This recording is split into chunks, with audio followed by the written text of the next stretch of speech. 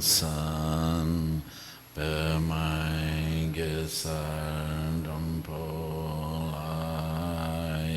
Say Shaging Drupinye Permai June Shisundrai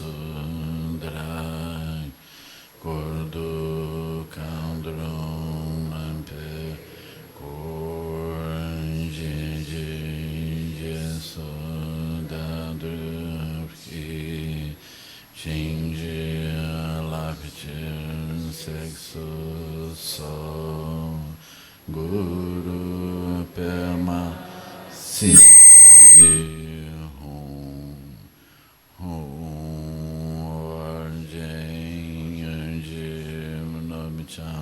San Permai Gesar Dompolayan Say Shaging Drupinye Permai June Shisundrai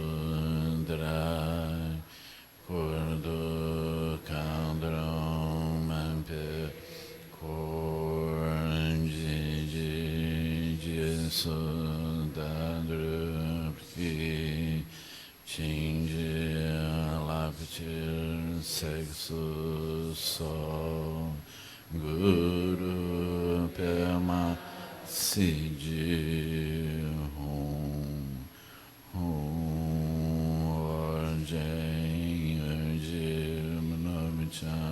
San Permai Gesar Layan Say Shaging Drupinye Permai June Shisundrai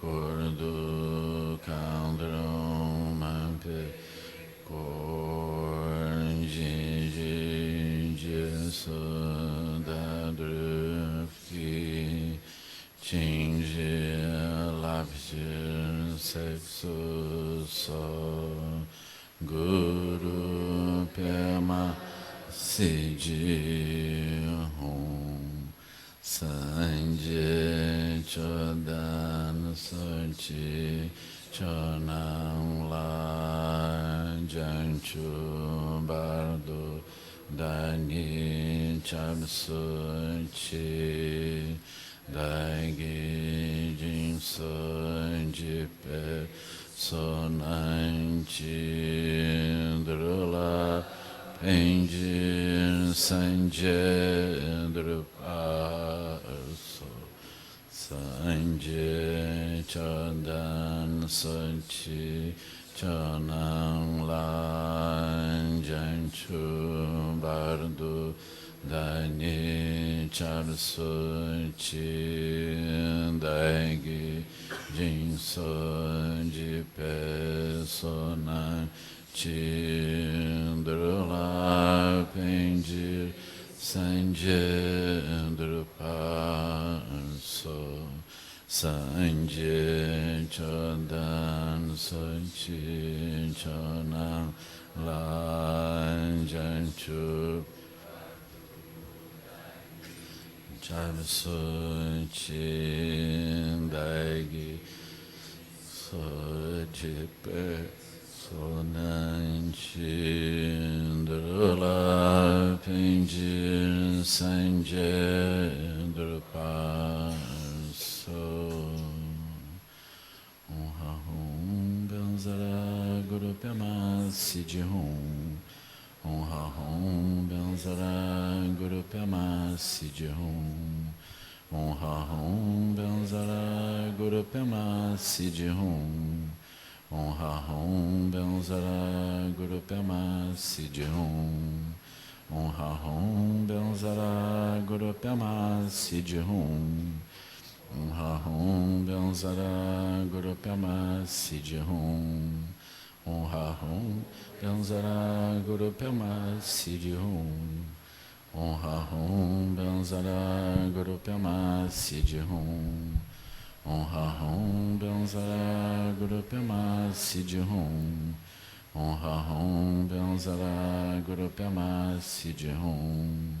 Om Ha Om Benzara Guru Pema Siddhihum. Om Ha Om Benzara Guru Pema Siddhihum. Om Ha Om Benzara Guru Pema Siddhihum.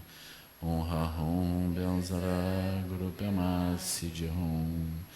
Om Ha Om Benzara Guru Pema Siddhihum. Om Ha Om Benzara Guru Pema Siddhihum. Om Gate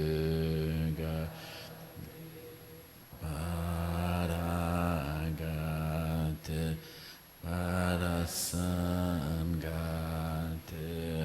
Bodhi So Raju Om Hate Gate Paragate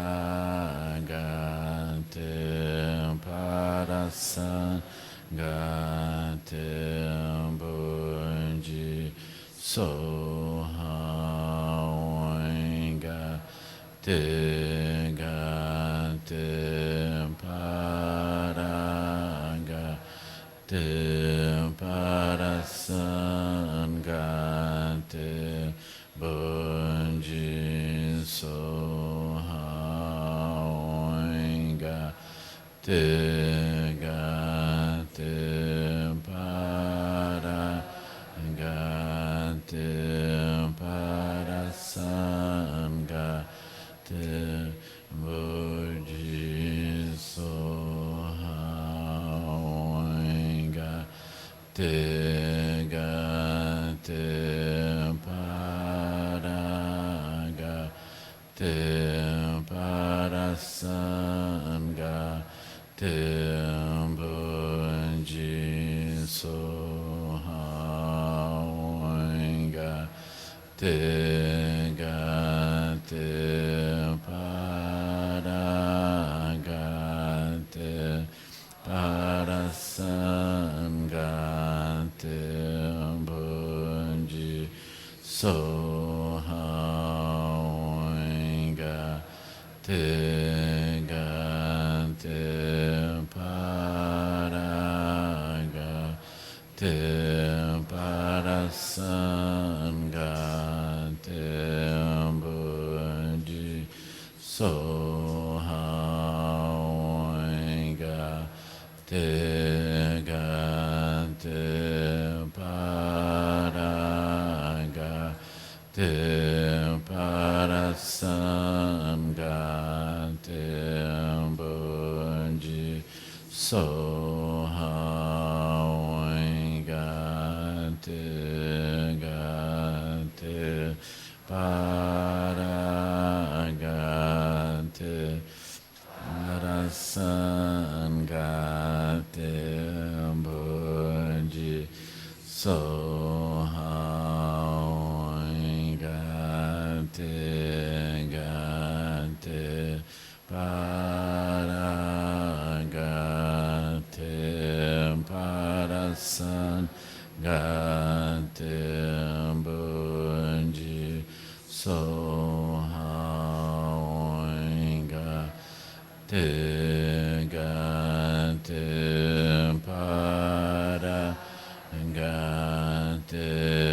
Parasangate Bodhi Soha. Boa noite.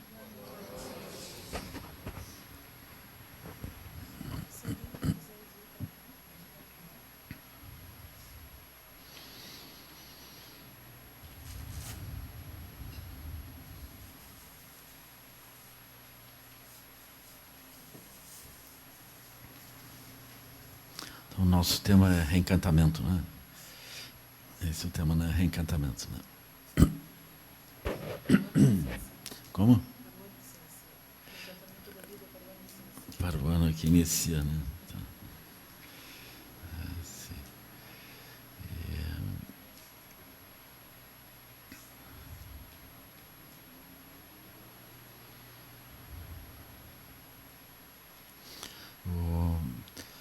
ponto mais profundo no budismo, ele é pouco falado, assim, porque é um pouco complicado também falar disso, né? Hoje eu vou descrever um pouco algumas perspectivas, entre elas essa do reencantamento também, né? Mas eu queria colocar isso dentro de um contexto. Por isso eu vou falar de uma forma um pouco mais ampla, né? Então, o ponto mais profundo no budismo é muito interessante. Ele está descrito num sutra que eu acho que vocês talvez tenham, alguns conhecem, né, que é o Sutra do Diamante, que é um sutra super importante. Ele pertence à literatura Prajnaparamita. Aqui a gente estava recitando o mantra do Prajnaparamita, um Gate Gate Paragate Parasangate Bodhisattva. Então aquilo é uma literatura, tem muitos diferentes textos dentro desse tema geral. Então, no Sutra do Diamante, o Buda ele descreve esse ponto, assim, né? Ele descreve de uma forma muito profunda, às vezes um pouco paradoxal, um pouco difícil de entender. Por exemplo, quando Subhuti, que é um discípulo, pergunta para ele o que ele encontrou quando atingiu a iluminação, ele diz que ele não encontrou nada. Então isso é um pouco frustrante, assim, né? Porque a gente imagina, bom, a coisa é complicada, né? Tem um caminho complexo, nós vamos indo, vamos encontrar o quê? Encontrar nada? Então isso é interessante, assim, sabe? Esse tema do nada, ele é um tema muito especial. No cristianismo, ele vai surgir também num paralelo com o Meister Eckhart. O Meister Eckhart vai trabalhar esse tema, né? O Meister Eckhart foi um grande místico cristão que é posterior a Dogen, no Japão. E alguns mestres Zen estudaram o Meister Eckhart porque os textos do Meister Eckhart, Mestre Eckhart, né? Os textos de Mestre Eckhart são muito parecidos com os textos de Dogen, no Japão, no século XII, né? E algumas pessoas assim do budismo Zen, eles imaginaram que podia ser que o Meister Eckhart, o Mestre Eckhart, tivesse sido a continuação da mente de algum mestre do Japão, assim, especialmente o mestre Dogen. Isso é alguma coisa que não é muito... Talvez vocês nunca tenham ouvido falar sobre isso, né?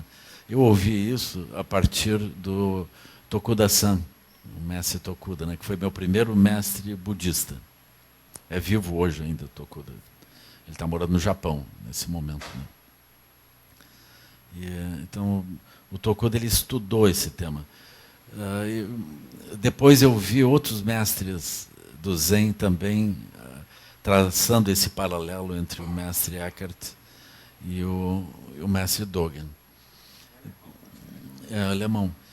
É uma coisa interessante assim esse paralelismo, porque se diz que o mestre Dogen ele foi o primeiro que deu ensinamento budista em japonês. Porque todos que vieram antes davam ensinamentos budistas em chinês, mesmo que fosse dentro do Japão. É uma coisa parecida, o chinês para os japoneses é uma coisa parecida com o latim para os europeus, né? Então, o latim é a língua de todos os povos na Europa, posteriormente ao Império Romano, né? Mas posteriormente se desenvolveram as várias línguas locais. Então, do mesmo modo, havia o latim na Europa e o mestre Eckhart foi o primeiro a ensinar em alemão, ensinar o cristianismo em alemão, né? Então, esse foi um paralelismo interessante. Como? Com certeza. Né? Então, houve essa visão interessante. Então, se diz que o mestre Eckhart foi aquele que iniciou o alemão, a língua alemã. Não está certo que a língua alemã era o alemão oral, né? Mas quando a Bíblia é traduzida, quando os ensinamentos cristãos foram traduzidos, aquilo deu uma solidez, uma estrutura para a língua escrita, né? Então, no Japão, a mesma coisa. Quando os textos budistas começaram a ser transcritos em japonês, aquilo deu origem à língua japonesa. Então, está certo que os japoneses existiam, mas todo mundo que estudava em chinês. Do mesmo modo que na Europa, todo mundo que escrevia e publicava tudo em latim. Aí, num certo momento, as línguas locais ganharam essa importância, né? Então tem esse paralelismo interessante. Mas o mestre Eckhart, ele vai trabalhar com esse tema do vazio, o tema do nada. Nada, aliás, é uma palavra indiana, assim como é, N-A-D-A, nada, palavra indiana. Ela trata disso, né? Só que na visão budista, aí vem o Sutra do Diamante, né? Na visão budista, o Buda nada encontra. Mas esse ponto, ele é um ponto muito importante, porque ele trata daquilo que no budismo tibetano mais adiante vai ser trabalhado como um nível secreto. Então tem o nível secreto, nível sutil, nível grosseiro. Então nós temos ensinamentos para esses 3 níveis. De modo geral, os ensinamentos budistas, eles tratam do nível grosseiro e do nível sutil. Os ensinamentos secretos, eles são muito menos abordados, muito menos apresentados, né? Mas eles são os mais importantes. E, o nível secreto, que é o nível que trabalha essa questão do vazio, né? Ele é aberto pelo Prajnaparamita. Então, o Prajnaparamita descreve isso, né? Então, nós começamos a observar as realidades. A primeira coisa que a gente vai observando é que a gente começa com a vacuidade, né? Então, a vacuidade da forma. Então, a gente olhando para as coisas externas, a gente vê que elas não são aquilo que parecem, elas não existem daquele modo independentemente. Elas ganham o significado que elas ganham a partir do olhar de quem olha. Então, surge a noção da coemergência, ou seja, o observador olha de um certo jeito e aquilo é visto, então, né? Então, esse ponto é muito interessante, que então dá origem a uma reflexão muito profunda, muito extensa, muito longa também, onde nós vamos nos livrando progressivamente da necessidade de ter que reagir às coisas do jeito que elas aparecem. Então, o início da liberação dos seres, ele se dá nesse ponto, né? Quando a gente descobre que aquilo que nós olhamos, mesmo que a gente goste ou não goste, aquilo tem uma ligação com o jeito pelo qual nós surgimos. Essa é uma parte muito interessante, porque ela permite que a gente brinque também um pouco, assim, né? Porque as coisas, num momento a gente está preso em sofrimento, no momento seguinte a nossa mente, ela olha de um outro jeito, o sofrimento cessa, né? Então, muitas coisas paradoxais surgem, assim. No que diz, por exemplo, no que diz respeito às próprias relações entre as pessoas, né? Isso é muito notável, assim, muito extraordinário, porque as pessoas juram uma relação eterna e aí muda alguma coisa dentro, a pessoa não sabe mais o que fazer com aquilo, né? E também essas transformações, elas ocorrem, mas elas também não são estáveis. Então a pessoa surge de um jeito, aí parece que não dá mais, daqui a pouco surge de um outro jeito e aquilo, né? E não são só as relações de trabalho também, né? As relações econômicas são regidas por isso. Então uma coisa pouco vale. Aí, se muitos olham, aquilo é construído de uma forma como se aquilo então valesse muito. Então aquilo começa a valer. Ninguém mais se interessa, aquilo perde o valor. Então a economia inteira, que é considerada uma ciência, uma matemática, ela na verdade é uma psicologia. Ela está muito mais próxima da psicologia do que da ciência, enquanto matemática, né? Então, como é que as coisas são regidas, né? A gente brinca que o brechó é uma loja budista, né? Porque aquilo que entra lá não vale nada. Isso aqui não vale nada, eu estou me descartando. Aí depois que a pessoa escovou aquilo, pendurou, está valendo 10 vezes mais, né? Aí entra alguém ali para olhar, não, isso aqui está ótimo, essa roupa está muito boa, isso aqui. Aí aquilo começa a valer muito mais. Vocês olham a quantidade de lojas que vendem automóvel usado. Eles estão operando com essa situação. Quem chega lá não quer o carro, aquilo vale pouco. Aí depois que o carro está lavado, né, arrumado, pouco retificado aqui ali, colocado lá em uma coisa mais alta, aquilo está valendo uma fortuna já. Está inteiro o carro. Né? Quando o carro chega, diz, olha, está cheio de problemas, muita quilometragem, já está desgastado. Né? O máximo que eu lhe dou é tanto. O cara, pá, que bom, ele me deu isso, ótimo. Aí arruma aquilo, pum, põe lá aquilo. Esse carro está ótimo. teve só 5 donos. Ele está perfeito. Pneu novo, inteiro, motor, mecânica, ótima. Pá, isso é o que eu precisava. Aí aquilo é interessante, né? Isso é vacuidade, pessoal. Se o mundo fosse sério, o preço era o mesmo. O mundo não é sério. É cheio de comerciante por todo lado. Eles compram por um tanto e vendem por outro tanto. Se o mundo fosse sério, não era assim. Então a economia é interessante, né? A gente pensa, não, o mundo é sério. Não é. Melhor entender assim. Então isso é vacuidade. Quando vocês pensarem que o mundo está sério, está faltando vacuidade, pessoal. Vocês olhem em volta assim, vê se aparece algum salvador para vocês aí, para contar que aquilo não é bem assim, né? Nem mesmo o passado ele é sério. Vocês olham assim, o passado passou, né? Pois é. Cada vez que a gente olha para o passado dá uma reprogramada. Assim, isso é muito interessante. Assim, né? Aí também tem versões do passado. Né? Vocês encontram diferentes pessoas que viveram aquilo, o pessoal jura que é diferente, que o passado que foi passado, né, era diferente do que a gente viu. Não, mas o que eu vi, eu estava lá, mas o outro, eu também. Aí aquilo não funciona. Né? É muito interessante isso. Então, aí o futuro, com mais razões, né? Vocês olhem a quantidade de futuros que vocês já viram, assim, agora, então, tal coisa, aquilo, tal coisa. Aquilo nunca chega a acontecer.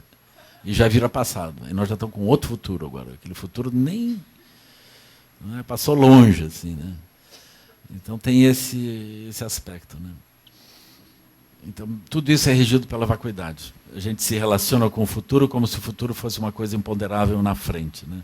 Se relaciona com o passado como se fosse alguma coisa que decorreu atrás. Né? Assim.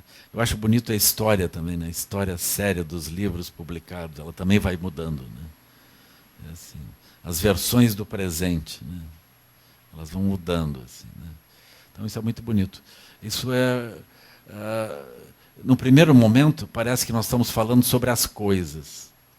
Mais adiante, nós descobrimos que tem uma coisa mais profunda nisso, que é assim, se a gente se engana com respeito ao passado, ao futuro, e tudo flutua, e nós reconstruímos, então, constantemente, sem perceber as coisas, agora, nós podemos contemplar isso.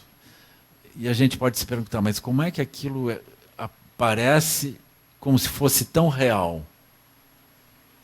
Então isso é uma reflexão adicional. Quando a gente começa a pensar sobre isso, nós estamos deixando de focar a questão da vacuidade e começamos a trabalhar com a questão da luminosidade. Então a mente ela tem uma luminosidade que ela produz as aparências, a sensação das aparências e da solidez das aparências. Ela produz isso. Aí uma vez que ela produz, a gente passa a se relacionar com aquilo que ela produziu. Então esse ponto, muitas vezes ele é comparado com um sonho. Porque à noite também as imagens aparecem, né? E uma vez que as imagens aparecem, nós temos uma sensação de solidez naquelas imagens. Ou seja, nós usamos aquelas imagens como base para desdobramentos mentais subsequentes. A gente não desconfia daquilo. Os sonhos aparecem e a gente olha como a realidade que a gente está constatando. Aí nós descobrimos que tem um mundo, que é o mundo do sonho, e ali dentro a gente se posiciona e tem emoções e sente aquilo tudo como real. Né? E os sonhos eles ainda são mais voláteis, né? Aquilo pode se transformar em qualquer coisa e a gente não estranha. Né? E o sonho vai mudando, a gente não vê isso. Né? Então, quando a gente contempla esse tema do sonho, a gente vê mais claramente o tema da luminosidade da mente. Então, a luminosidade da mente produz as aparências da realidade, do mundo, onde nós estamos no meio ao sonho. Né? É mais fácil também nós entendermos esse tema que em sânscrito é chamado de avidya, que é a doença essencial de todos nós. Essa é uma doença individual, uma doença de grupo, uma doença social, uma doença histórica. Os nossos problemas são todos de avidya. Por exemplo, a questão ambiental também é avidya. Essencialmente, a avidya é o nosso problema. A avidya é o fato de que nós estamos dentro de um sonho à noite e a gente não se dá conta que nós estamos na cama dormindo. Nós estamos com uma pequena falha. Uma pequena falha. Nós estamos ali. E a gente não se dá conta que está. Se a gente escutar o próprio ronco, a gente pensa em algum motor em algum lugar. Assim. É assim. A gente não vai pensar que aquilo somos nós que estamos roncando. A pessoa esqueceu, seja lá o príncipe ou a princesa adormecido do lado, a pessoa não vê. É assim. Aquilo devia dar assim, separação certa. Você esqueceu de mim, entrou num sonho sem mim. É assim, como isso? Mas foi o que a pessoa fez. Diz, não fui eu, isso foi a avidya. Eu fui acometido por esse problema. É assim. Então a avidya é isso, ou seja, a nossa mente ela foca alguma coisa, quando ela está focada naquilo, ela não vê o resto. É assim. Então esse é o ponto. Nós achamos que focar a mente é interessante, só que a gente não se dá conta que no momento que a gente foca a mente em alguma coisa, a gente perde o resto. A gente tem esse pequeno problema. E a avidya pode surgir como um ambiente. Um ambiente, né? A gente diz, nós estamos em Garopaba. Garopaba, né? Então tá. Pois é. Então, aqui é Garopaba. Mas Garopaba é uma construção luminosa da nossa mente, né? Aí tem muitas Garopabas nas mentes de diferentes pessoas, assim, né? Tem a velha e boa Garopaba antes dos gaúchos chegarem. Uma outra Garopaba. Aquela verdadeira, né? Aquela legítima, né? A gente espera que um dia os gaúchos vão embora, que volte a ser a Garopaba, né? Assim, né? Tem a Garopaba antes dos argentinos. Aquilo é outra coisa. E assim vai, né? Então tem muitas ideias, muitas imagens assim que a gente pode olhar, né? Tem um centro histórico, pensa, né? Isso aqui é a velha Garopaba. Naquela época só tinha os catarinenses, dizer, né? Ainda que os gaúchos sempre tivessem com o olho para cá, como se aqui fosse Rio Grande do Sul, né? Isso é assim, né? Então, aí nós olhamos assim, a gente constrói. Esse lugar é algo existe no nosso coração, né? É assim, existe no nosso olhar. A gente sabe que existe no olhar, porque se começarem a aparecer alguns prédios muito altos, a gente vai dizer, não, isso me faz mal. Isso não é, não, Garopaba não pode. Isso não. Tem gente demais de fora aqui, isso não é interessante, né? Tá certo que eu sou de fora, mas eu agora já não sou mais. Agora é assim, tá cheio desse, né? É assim. Mas aí vem os outros que são de fora mesmo, né? Aí a gente pensa, não, Garopaba, mais do que um tanto, não é possível, né? É assim. Eles não venham aqui inventar que pode fazer qualquer coisa aqui dentro, porque não podem. Né? É assim. Então, aqui tem uma coisa que é uma própria energia, assim, né? Que aí a gente sente no coração, sente na mente quando aquilo não está direito, assim, né? Então, esse lugar sutil, ele existe, né? E a gente pensa, esse lugar, ele é aqui, ele tem raízes locais. Aí vem o pessoal com as máquinas cavando aqui, as raízes vão tudo desaparecendo, assim, né? Assim. É espantoso. Daqui a pouco ninguém mais lembra. Daqui a pouco alguém aponta para ela, olha, tá vendo essa velhinha aqui? Ela é de um tempo que, assim, que Garopaba era outra coisa. Interessante, assim. Então, aí surgem essas imagens. Então a gente se dá conta que nós operamos dentro desses mundos sutis. Esses mundos, eles incluem o estado onde a gente mora, inclui a nossa etnia, a nossa visão de mundo, né? Nossas visões de mundo elas vão mudando. Mas nós somos razoavelmente coerentes a elas, do mesmo modo que nós somos coerentes às imagens que aparecem dentro dos nossos sonhos. A gente olha para aquelas imagens internas, e se comporta desse modo, né? É assim. Então isso é a construção da realidade e a luminosidade da nossa mente incessantemente construindo isso, né? O aspecto sutil é esse aspecto, né? Ou seja, nós temos essa construção e esse mundo que nos cerca, né? Os tibetanos eles trabalham a noção de mandala. A noção de mandala é um lugar elevado. Por exemplo, se nós construímos mundos ao nosso redor, nós podemos construir mundos elevados ou mundos inferiores. Os mundos inferiores, às vezes a gente vê assim as pessoas descrevendo, né? Elas acham que o mundo é muito perigoso, é muito agressivo, as pessoas são muito duras, nós temos que nos armar, nós temos que atirar primeiro, nós temos que... Aí tem uma série de coisas desse tipo. Era melhor liquidar com isso e liquidar com aquilo, deixar só os bons, naturalmente nós e os nossos amigos. Alguma coisa assim, né? No mínimo, nós primeiro. Uma coisa assim, não sei se vocês já ouviram esse tipo de coisa. Aí surge essa visão, assim, né? Essa visão de limpeza étnica também, que está ficando na moda, assim, né? Então esse é um problema, né? Então, se vocês olharem com cuidado, isso é um mundo estreito. As pessoas têm um mundo estreito, assim, né? Assim. Agora eu vi entre as coisas liberais que vão acontecer no próximo ano, né? Eu achei maravilhoso, assim. Agora está muito fácil de tirar licença ambiental, ou seja, quem for agronegócio tem uma licença prévia, é o que foi anunciado, assim. A pessoa já está liberada, né? Uma licença prévia, assim, não tem muito problema. Então está tudo mais fácil. Achei interessante. Então essa é uma visão de mundo, assim, né? A pessoa olha, essa coisa de cuidar de rio, cuidar de floresta, isso é perda de tempo, né? Vamos pensar assim, né? E são os outros que destruíram tudo, agora não querem que a gente destrua. É nosso direito de destruir. Então isso é um tipo de visão também, é uma visão de mundo. E as pessoas são coerentes às visões de mundo, né? É assim. Então as visões de mundo, elas são algo realmente muito perigoso. Elas são algo muito perigoso.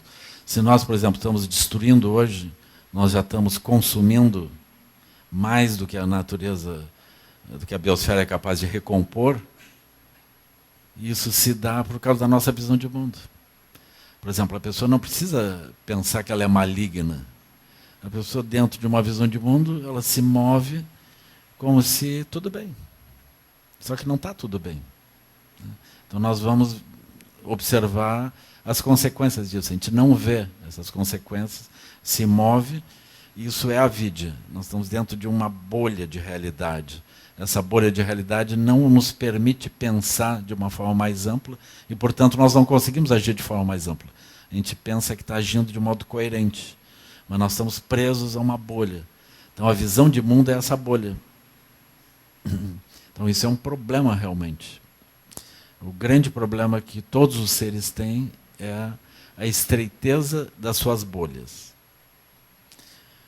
Se a gente for analisar os animais, os seres todos eles têm bolhas estreitas. E isso é muito limitante para eles.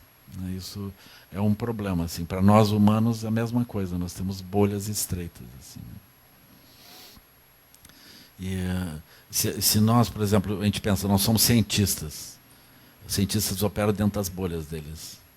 Se vocês olharem com cuidado, vocês veem assim, a gente começa a estudar ciência, estude então a história da ciência. A história da ciência é a história de muitas diferentes crenças que surgiram em diferentes tempos, que foram substituídas por outras visões.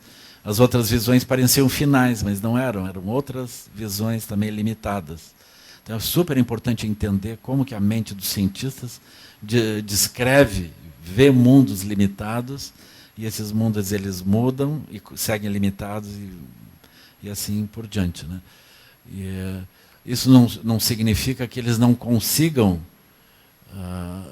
ampliando sua visão, produzir muitas coisas interessantes. Eles produzem, mas eles não veem outras coisas, que depois então são vistas. E aí outras são vistas, e aquilo segue. É muito espantoso, muito extraordinário tudo isso, né? Eu acho que um tempo que a gente não estudou o suficiente é o tempo da Idade Média, né? Que ocorreu, a perda de civilização que ocorreu no final do Império Romano e a densidade da Idade Média, assim, né? Aquilo foi realmente um período muito difícil. Se vocês olharem com cuidado, vocês vão ver que o tempo do descobrimento é a sequência natural da Idade Média, né? As pessoas tinham aquela mente. Essas pessoas é que chegaram e aportaram no Brasil e desceram junto com a Inquisição, com a visão super estreita de mundo, super estreita da ciência, e cheios de crendices e confusões, assim, né? E esse processo ele segue. E aqui eles encontraram um povo muito interessante, que não tinha, assim, não conhecia a maior parte das doenças que eles traziam, incluindo as doenças sociais, né? É muito interessante de ver os diálogos, os primeiros diálogos críticos que ocorreram entre os guaranis e os jesuítas, né? Então os guaranis, num certo momento, eles se deram conta que os jesuítas não eram uma boa ideia. Eles inicialmente, eles acolheram, como os povos andinos todos acolheram, porque eles têm a visão de Tupambaé, Nhanderu, e eles olham para as outras nacionalidades, para os outros seres que aparecem, e eles veem a vitalidade dos seres, eles veem a Nhanderu neles. Eles veem a vida pulsando neles. Então são todos irmãos. É como tu olha a diversidade de seres da natureza, né? São todos irmãos. São todos eles espelhando a vida que pulsa. Então eles acolheram. Mas num certo momento, eles viram que aquele acolhimento estava rompendo as ligações entre eles. E um dos pontos que eles apontaram, eu acho que é um ponto fatal para nós. A gente não conseguiu contornar esse ponto, que é a transmissão por linhagem de sangue. Então os guaranis perceberam isso. Porque eles tinham o grupo, todos os adultos, os mais velhos, cuidavam de todas as crianças. Eles não tinham uma divisão por família, por sangue. Nem divisão de propriedades por família de sangue. Então esse é um ponto fatal. Por exemplo, na medida em que eles se deram conta que a visão jesuíta e branca ia dividir as famílias deles. Vocês vejam, tem alguns animais também que têm essa visão, assim, tipo os gorilas, né? Os chimpanzés. Aí nasce um bebê, ele passa na mão de todas as fêmeas ali. Aí todas elas são mães daquele bebê. Vocês olhem as regiões de periferia onde as pessoas estão muito mal. É muito comum ter uma avó cuidando de crianças e que são, pode ser netos, mas daqui a pouco ela está cuidando de outras crianças que não são. Simplesmente as crianças estão muito mal, elas foram acolhidas. Tipo a Dionísia lá, né? A Dionísia, assim, cuidando de muitas diferentes crianças. Então, esse é o espírito guarani. Esse é o espírito que sustentou a humanidade desde sempre. Nós somos pais e mães das crianças de todas da nossa geração. Agora, na medida em que nós nos separamos, nos dividimos, aí surgem propriedades, surge acumulação, surge uma confusão, pessoal. Surge uma confusão. As pessoas não só elas têm mais, como elas se apropriam dos bens da natureza. Tem alguns lugares que eu visitei, assim, especialmente no Nordeste, né, mas isso está em todo lado. Vocês vão ver a população espremida numa periferia assim, mínima. E vocês vão ver muitos campos abertos com gado, mas o gado passando mal por falta d'água, por pasto insuficiente. Mas se eles fizerem uma agricultura adequada ali, né, aquilo pode alimentar aquelas pessoas todas, é uma outro tipo de vida. Mas por alguma razão, alguém pensa que pode ser dono daquela área toda. Aquilo não é dele, aquilo é da natureza. Aquilo é Tupambaé, pessoal. Aquilo é de Deus. Como é que a pessoa cerca e diz isso aqui é da minha família e passa para o outro e tem gente que está precisando ali? Como é que é possível isso? Então isso nos Guaranis não tinha sentido, né? Então o gado, por exemplo, o gado jesuíta que chegou, ele virou Tupambaé também. Ou seja, é de Deus. Aí tu tem aquilo nunca falta. Não falta nada, pessoal. Só falta quando a gente toma conta, empurra os outros, aí começa o problema. Problema que não termina. Então é interessante isso. Para nós isso é tão natural, mas isso é o pensamento medieval. Vocês olham a Europa medieval, como é que era? Era uma tristeza completa. Eram pessoas com poder explorando os outros. Vocês pensem, por que os italianos vieram os espanhóis, vieram portugueses, veio gente da Europa inteira. Eles estavam super mal nos vários lugares. Assim, eles não vieram de férias. Eles vieram, assim, muito mal. Então isso não é uma questão religiosa, isso é uma outra coisa que surge, né? Se vocês olharem sob o ponto de vista de bolha, as pessoas tinham bolhas muito estreitas, cabiam poucos dentro das suas bolhas.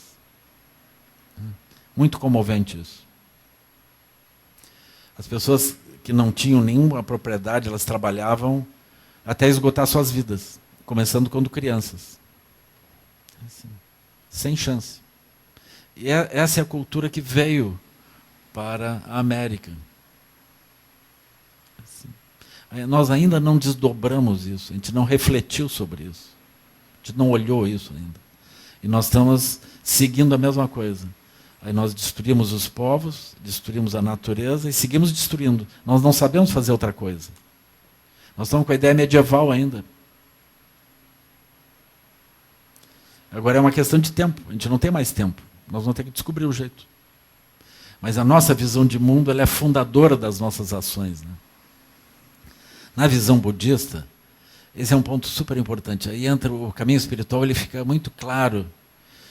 O aspecto sutil vai dar origem à visão do nível secreto também. Porque o aspecto sutil é que nos permite ver que o mundo a gente constrói. Uma coisa óbvia é que a visão Guarani não compartilha com a visão medieval branca. É diferente. Então, no mínimo, a gente pode construir de um jeito e construir de outro jeito. Eu posso chegar aqui e pensar que os Guarani estão totalmente errados, ainda que eles tivessem 5.000 anos, não sei quanto aqui, né? Já antes de nós chegarmos, né? Então a gente pode pensar que eles estão errados. Não é isso. Eles são viáveis. Eles são viáveis. Eles são saudáveis. Se a gente for computar, ainda que eles não gerem moeda, for computar quanto custa a saúde que eles têm, os bens que eles usam, o que eles comem todo dia, né, a água que eles... Aí vão olhar as várias coisas, a previdência social, porque eles se cuidam, né, vai calcular isso tudo, aquilo dá uma fortuna. Para nós, isso não tem quantificação, porque se não circula moeda, não tem quantificação. Não tem repressão, pessoal. Eles, por exemplo, quanto que eles gastam em segurança? Né? Toda a segurança paga. E não tem crime. Né? Quanto que eles pagam em escola? Toda a escola resolvida e não tem repressão. Tá lá. Eles aprendem o que precisam aprender, têm visão de mundo, aquilo tudo funciona. Eles veem coisas que nós não vemos. Eles veem Anderu, eles veem a magia, a clareza das coisas. Eles têm toda a medicina nas plantas. Então, é uma outra cultura. Uma outra cultura. Nós não temos essa possibilidade, nós não temos essa visão. Mas eu trago isso simplesmente para a gente entender que nós podemos desorganizar de vários jeitos. O jeito que nós desorganizamos é uma sequência do pensamento medieval. Assim.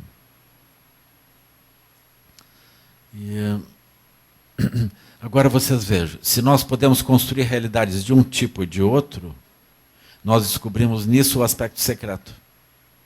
Por quê? Porque existe alguma coisa em nós que constrói as realidades. Ainda que as realidades mudem, esse aspecto que constrói e sustenta as realidades ilusórias que sejam, ele se mantém. Então, mas se vocês olharem para dentro, essa dimensão, ela é uma dimensão construtora e sustentadora, mas ela não é uma dimensão que tenha um conteúdo prévio. Os conteúdos são produzidos. Então o Buda diz, eu não encontrei nada produzido, eu não encontrei nada criado nesse lugar último. Eu encontrei o lugar que cria. Então isso é o que o Buda descreve. Aí quando o Buda olha para nós, ele vai dizer, todos os seres têm a natureza búdica. Óbvio. Por quê? Porque todos nós estamos criando realidades o tempo todo. Esse é um tipo de xingamento. Vocês estão criando o que vocês estão criando o tempo todo, pessoal. É isso. Ou seja, a coisa mais evidente que nós temos da natureza búdica é que a gente pode se manifestar de um jeito, e ter outras visões de mundo, e depois ter outras visões de mundo, e nós podemos criar coisas, sustentá-las como se fossem eternas, depois nós descobrimos que elas mudam, sem que a gente perceba muito, mas a gente começa a sustentar as realidades de outro modo. Todos nós temos a natureza búdica. Não só nós, pessoal. Todos os seres. Os pássaros têm a natureza búdica. Os peixes têm a natureza búdica. Todos eles olham, veem realidades, sustentam as realidades e são capazes de transformar as realidades em outras coisas. Se os peixes são capazes de ser fisgados e enganados por um anzol, é porque eles têm a natureza búdica. Eles olham para o anzol e veem outra coisa.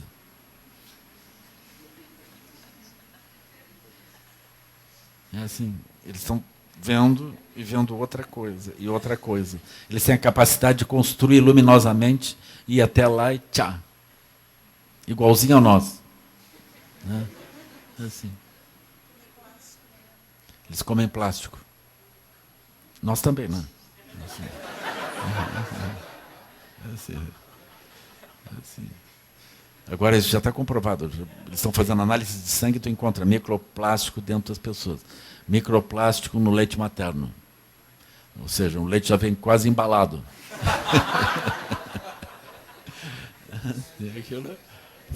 Agora, como é que é? Nós vamos ter que arrumar umas bactérias que vão digerir o plástico, né? É o que está faltando. Então, aí tem esse aspecto. Esse é o aspecto secreto. O aspecto secreto dialoga diretamente com as tradições xamânicas, com as tradições, com a tradição do taoísmo.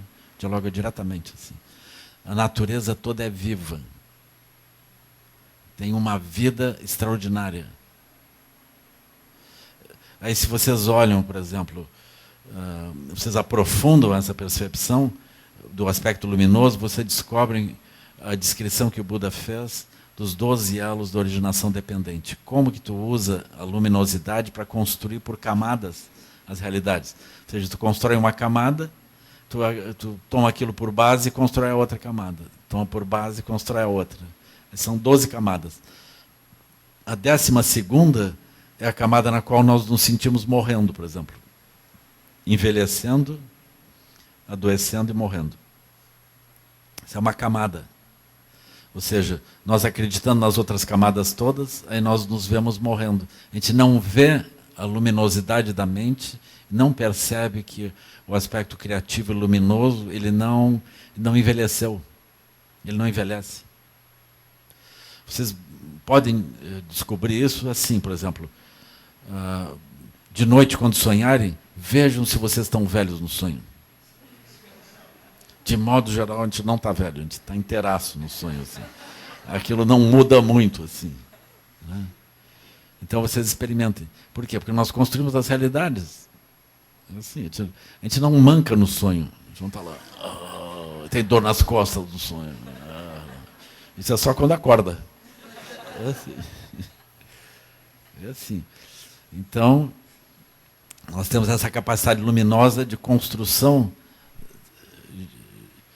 Essa capacidade, ela não cessa. Ela não cessa. Aí, se vocês olharem, etapa por etapa, que eu não vou descrever aqui, né? O título era mesmo? Reencantamento. Ops. Não, o final eu dou um jeito. É assim, né? Aí, não, mas isso aqui é o reencantamento, né? Nós estamos construindo a realidade, não é isso? É assim. Esse é o truque do reencantamento, pessoal. Eu estou preparando.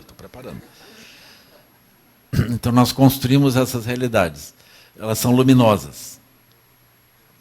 Nós construímos etapa por etapa, cada um dos 12 elos. Né? O Buda descreve parte do nosso problema a partir de Vedana. Né? Então, ele descreve os Vedanas. Então, ele diz, nós olhamos para as coisas que a gente pensa que são externas e diz, eu gosto ou não gosto. Mesmo no sonho à noite, é uma coisa espantosa, né? Nós construímos o sonho. A gente olha para aquilo, não estou achando muito bom isso. Em vez da gente mudar o sonho, a gente fica, não, agora tenho que fugir para cá, fugir para lá. É uma coisa assim, é espantoso. Isso é a vida, entende? Isso é a vida. Né? Aí quando a gente acorda, a gente não pensa que... A gente pensa, eu devia ter fugido mais assim, mais assado. A gente não pensa, eu devia ter alterado o sonho para fazer outras coisas. Eu podia ter acordado. Olha, enquanto o sonho está bom, tudo bem. Quando o sonho ficar ruim, não, eu não quero mais, eu acordo aqui. Não é o caso. Então nós temos esse aspecto, mas nós estamos no dia a dia, a gente olha para as coisas e diz, eu gosto ou não gosto. Isso define o sonho acordado. Porque nós temos as realidades e a gente olha para elas, eu gosto, não gosto. Aí eu começo a me mover de acordo. Pronto. Estamos sonhando. Sonhando acordado. Assim. E aí na sequência a gente gera desejo e apego. Desejo, apego e aversão. Né? Ou seja, o que eu gosto, isso é uma coisa super profunda, né? O que eu gosto, eu quero. O que eu não gosto, eu não quero. É simples. É profundo. Aí, eu gostando, eu faço os esforços para repetir aquilo. Não gostando, eu vou empurrando. Aí eu descubro que tenho êxito nisso. Aí, nossa, pá. Eu vou sair de casa, minha mãe, eu não quero mais ficar ouvindo isso e ouvindo aquilo, eu sei o que fazer. Aham. Aí nós saímos. Quando a gente sai de casa, é onde nós estamos agora. Ou seja, enfrentando as coisas, escapando do que a gente não gosta, procurando o que a gente gosta, e parece que não tem solução. Não quero assim, pesar sobre vocês, mas pensem um pouco. Isso vai dar onde, assim, né? Isso não vai dar lugar nenhum, pessoal. Nós só vamos desgastando. Nós vamos perdendo a força. Envelhecimento, doença. Tá certo que agora, nesse tempo, eu já tenho até um cartão de idoso, aí estaciona aqui, estaciona ali, aquilo já fica mais fácil. Assim, entra pela porta da frente do ônibus. Né? Aí, envelhecimento, doença, decrepitude, morte. Fim. The end. Só que não é. Né? Aí por quê? Porque a nossa mente ela segue... Né, segue construindo realidades. Então tem a transmigração, daqui a pouco nós estamos lá, nascendo de novo. Assim. Então essa coisa não tem fim. Não tem fim. Né? Às vezes dá umas... Assim, bate um meteoro, bate um asteroide no planeta Terra, né? Treme tudo, assim, né? Ou vem uma superpoluição, uma superconfusão, aí treme tudo. Aí as raças se alteram, mas nós temos essa capacidade luminosa de começar a construir as coisas para cá e para lá, tudo vai se diversificando e a gente retorna. Assim. Teve o tempo que a gente sentava assim, era tudo dinossauro, a gente se olhando assim.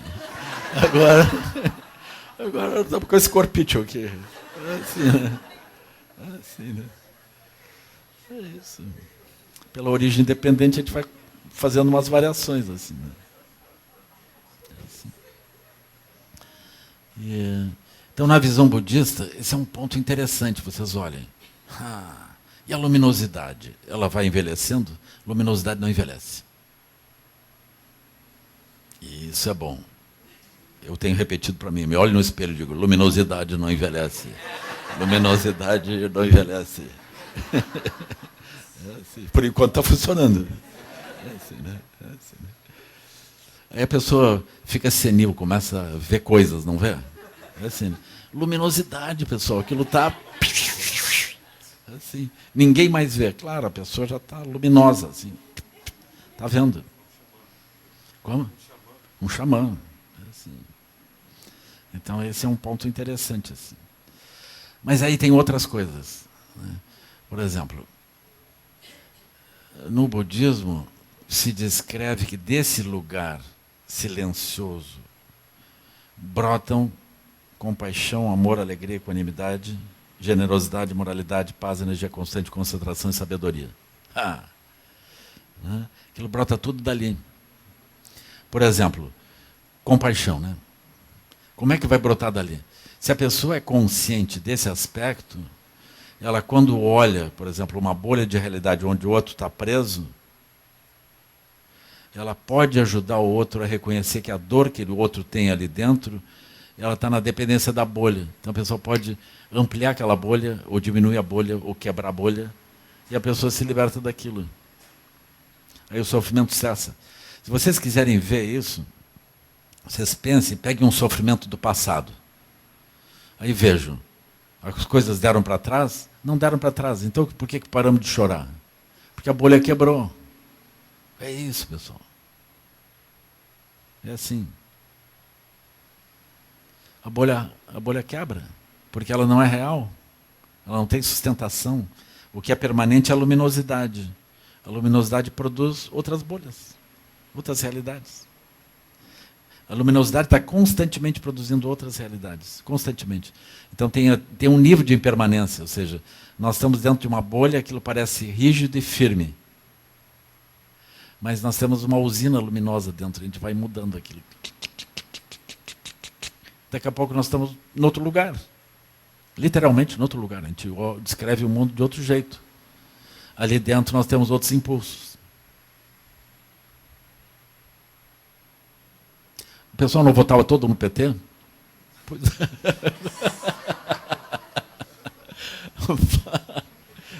é assim, pessoal. Bolha a bolha. Coisa séria. É assim. E aí, foi isso. No futuro, não sei o que vai acontecer. Né? Com certeza, outras bolhas surgirão. É certo, assim. Matemático. É só esperar. Esperar o que é? Vocês pegam um mala.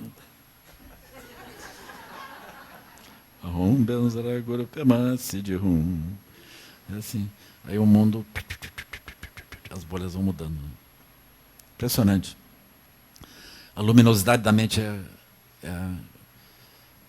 é constante. As realidades que nós construímos, incluindo as nossas identidades, elas mudam. Constantemente. Vocês olhem o sonho à noite. A gente constrói um mundo. Nós construímos mais do que isso. Porque vocês percebam, o mundo que a gente está percebendo dentro do sonho, tem nós mesmos ali dentro, não tem? Então nós estamos construídos ali dentro. Mas tem mais. Tem aquele que vê. Tem um olho que vê o sonho. Então nós construímos o sonho, nós construímos a visão do sonho, nos construímos ali dentro e construímos outros seres ali dentro. Tudo isso está construído. Nós juntos. Nas bolhas de realidade que nós estamos vivendo, nós nos construímos também. E nós mudamos, e muda o mundo. Mas a gente não percebe o que não muda. O que não muda é a luminosidade incessantemente disponível. Esse lugar é a natureza de Buda. As aranhas têm isso, os ratos têm isso, os tigres têm isso, os seres todos têm isso, as bactérias têm isso. As colônias de bactérias têm inteligências coletivas, elas escolhem caminhos, escolhem coisas. As colônias de formigas, elas têm inteligências coletivas. A mente não é individual, a mente opera em grupos. As bolhas de realidade, elas são compartilhadas, existe intersubjetividade dentro das bolhas. A luminosidade é incessante. Junto da luminosidade, a espacialidade que nos permite construir as realidades. Essa natureza ela não envelhece, não adoece. Incessantemente disponível. Ali dentro tem a compaixão. A compaixão, ela é a inteligência de reconhecer o outro preso dentro de bolhas e ao mesmo tempo livre das bolhas. Ele está livre porque essa é a natureza dele. Mas ele está preso porque ele constrói a si mesmo e as aparências de mundo, aí ele fica preso. Aí ele surge ali dentro desse modo. Então os Budas vêm Budas em todos os lugares e ao mesmo tempo vêm seres presos. E ao mesmo tempo que vêm os seres presos, eles veem que os seres vão se libertar em algum momento. É inevitável, porque a natureza deles é naturalmente livre. Esse é o ponto. Aí, quando eles veem isso, tem um olho deles que brilha. Então, tudo isso é dotado de uma energia ainda. Não só tem visão, como tem uma energia. Então, a compaixão, ela não é só a visão. Ela é a energia que aciona a visão. Se vocês olharem nesse tempo de agora, há alguma coisa incompreensível. Por exemplo, mesmo em países onde a economia é muito pujante, onde as pessoas ganham 10 vezes mais do que nós, não sei quanto mais do que nós, na média ainda, eles têm uma explosão de morte por overdose. Eles matam as crianças nas escolas. Eles têm uma explosão de depressão. Eles estão super medicamentados. Isso é o seguinte, pessoal. Se vocês se relacionarem com as coisas a partir de desejo e apego, a infelicidade acompanha vocês. A infelicidade só ultrapassa quando a gente produziu o reencantamento. O reencantamento vem por compaixão, vem por amor. Nós precisamos nos olhar e nos alegrar com as qualidades que nós vemos entre nós. Agora, se nós olhamos só para os nossos familiares e excluímos os outros, ou olhamos só para nós e excluímos os outros, a nossa possibilidade de usufruir compaixão e amor, e energia e brilho, está super reduzida. Aí é sofrimento. É uma ilusão, não sei quanto tempo vai durar, eu imagino que não dure muito tempo mais. Mas o processo econômico não tem a capacidade de produzir o brilho em nós. Esse brilho ele vem da nossa capacidade de olhar de forma mais ampla. Quando nós estamos fechados dentro de bolhas, nós entristecemos. Assim. Então, o reencantamento da vida, ele inclui esse aspecto.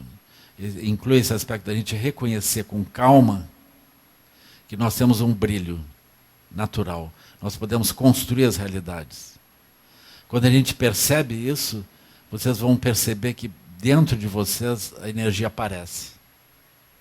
E ela vai acompanhar a compaixão e o amor. Ela vai surgir como se fosse uma alegria. Aí quando vocês olharem em volta, vocês não estão mais na transmissão por sangue. Vocês olham para todos os seres e se alegram e aspiram que eles estejam bem. E são capazes de entendê-los nos seus mundos. Aí disso brotam as 5 sabedorias. Ou seja, a nossa capacidade de entender os outros no mundo deles.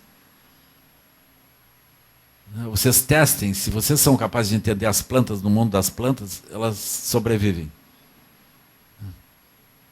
Assim, vocês olhem para a cara das plantas de vocês aí, como é que elas estão. Olhem para cachorro, gato, filho, dê uma olhada assim, como é que está a situação. Bom, terminou. Eles já tinham... assim. Então esse é o ponto, né? Agora, quando a gente consegue entender os outros, se a gente não consegue entender os outros, a gente tem uma maior dificuldade de imaginar o que dá para ele no Natal, por exemplo. Ou em aniversário, né? Vocês vão lembrar, gravata, cueca, meia. Assim, uma situação grave, né? Então a gente entende o outro, aí fica mais fácil, né? Assim. Então entender o outro. Assim, o segundo aspecto de grande importância no reencantamento, se alegrar com as boas coisas que estão acontecendo com os outros. É assim. Isso é super importante, pessoal. Se a gente pode olhar, agora se alegrem com as montanhas, se alegrem com o céu, se alegrem com o mar, com as baleias, né? Com os rios. A gente pode se alegrar olhando os seres nos vários lugares. Quando falta isso, olhem que mundo estreito, a pessoa tem uma visão econômica e ela vai destruir as montanhas, vai destruir as florestas, vai destruir os animais, vai destruir os rios e vai empobrecer, enfeiar as coisas. Olhem que tristeza a pessoa está mergulhada para achar que isso é alguma vantagem. É assim. Então a gente, no mínimo, não copia isso, né? Então a gente se alegra com as boas coisas que as pessoas estejam fazendo. E, essencialmente, isso seria a base do processo de reencantamento, né? Assim, a gente tem essa disponibilidade, nós perdemos isso, nós perdemos esse brilho, porque nós nos estreitamos e começamos a viver identidades que nós não somos. Isso produz esse entristecimento. Assim. Eu imagino que está tudo resolvido. Né? Agora, vou tomar uma aguinha com limão aqui.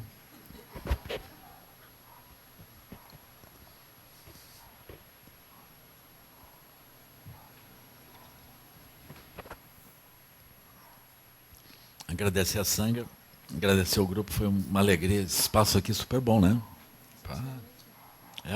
Que legal, muito bom. Vou vir mais vezes.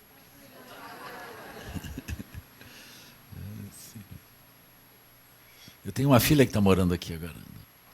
Então é isso. Assim. Eu tenho que passar mais vezes por aqui, né? Tenho 3 netos morando aqui. Agora, pense, isso é karma, né? Assim. Eu vou ter que vir aqui. Né?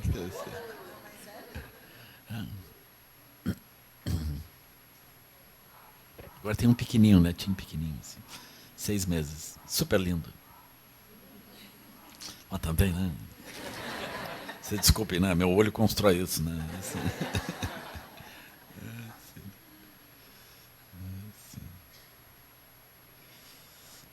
Então a gente vai fazer a dedicação e eu vou embora. Que os méritos desse encontro se expandam e toquem a todos. Que o Mestre Universal da Paz e da Compaixão, Sua Santidade o Dalai Lama, juntamente com todos os mestres e todas as tradições que veiculam essa mensagem, tenham longa vida. Que todos estejam a salvo de gerar pensamentos negativos, obstáculo mais destrutivo. Que esses pensamentos nunca surjam em nossa mente. E que todos os seres também estejam livres de pensamentos negativos. Ao longo de minhas muitas vidas e até este momento, todas as virtudes que tenho alcançado, inclusive os méritos gerados por esta prática, ofereço para o bem-estar dos seres sencientes. Possam a doença, guerra, diminuir para todos os seres, enquanto sua sabedoria e compaixão aumentam nesta em vidas futuras. Possa eu claramente perceber todas as experiências como sendo tão insubstanciais quanto o tecido do sonho durante a noite, e imediatamente despertar para perceber a manifestação de sabedoria pura no surgir de cada fenômeno. Possa eu rapidamente alcançar a iluminação para trabalhar sem cessar pela liberação de todos os seres. Budas e Bodhisattvas em conjunto, seja qual for a sua motivação, sua ação benéfica e preces auspiciosas, seja qual for a sua onisciência, realizações e poderes benévolos, e seja qual for a sua imensa sabedoria, eu, que igualmente venho para beneficiar os seres, rogo para que tenham as mesmas qualidades. Nesse exato momento, possam nem mesmo os nomes doença, fome, guerra e sofrimento ser ouvidos pelas pessoas e nações da terra, mas possam sim sua conduta moral, mérito, riqueza e prosperidade crescer, e possam a suprema bem-aventurança e bem-estar surgir para ela.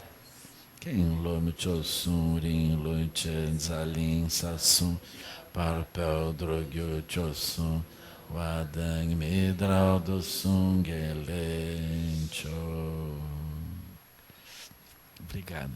Vocês já convidaram o Daniel para tocar aqui? Hein, Daniel? Tem que tocar aqui. Trazer tuas flautas. Não, mas hoje foi um dos dias mais complicados dessa encarnação, realmente. Hoje? Então, nem eu sei como estou aqui, mas